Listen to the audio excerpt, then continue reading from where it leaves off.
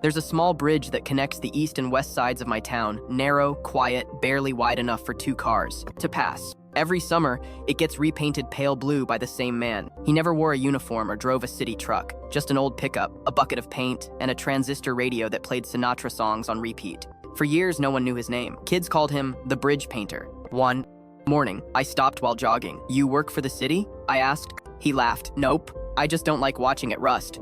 His hands were steady, almost careful, like he was fixing something fragile. I'd never seen someone paint with that kind of patience. Turns out, 20 years ago, his son had crashed on that bridge during a storm. He'd survived. "Barely," I figured, he said. "If I can keep the bridge from falling apart, maybe fewer people will have to rebuild their lives on the other side of it."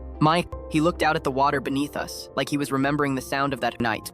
For a moment, the whole world felt quiet. Even the breeze seemed to pause, as if listening to his silence. Every summer since, he'd come back, patch the rust, scrape the old paint, start again. Sometimes he painted alone. Sometimes people left him cold drinks or sandwiches on the railing. He never asked for help, never expected anything. He just kept showing up. And slowly, without knowing, the whole town began trusting that soft blue color as a sign of another year beginning. I told him he was doing a good thing. He shrugged, just keeping a promise. There was something heavy in his voice, the kind of weight only love can carry for decades. He didn't look up when he said it. He just kept brushing paint in long, gentle strokes.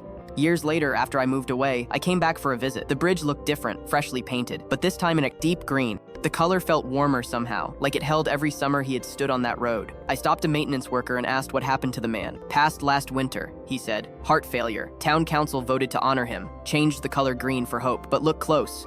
There's no doubt." I leaned in. On the underside of the railing, hidden from the road, someone had painted small white letters. "Keep building. Someone's crossing."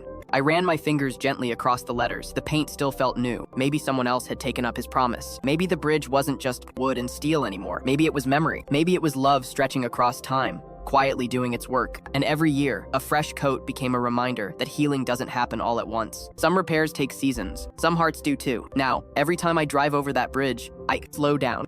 I roll down my window and let the wind rush in, and somewhere between the hum of tires and the distant sound of the river, I swear I can hear Sinatra playing softly. It feels like he's still there, humming along, watching over the crossing. Some promises don't need to be remembered. They just need to be kept, one coat of hope at a time.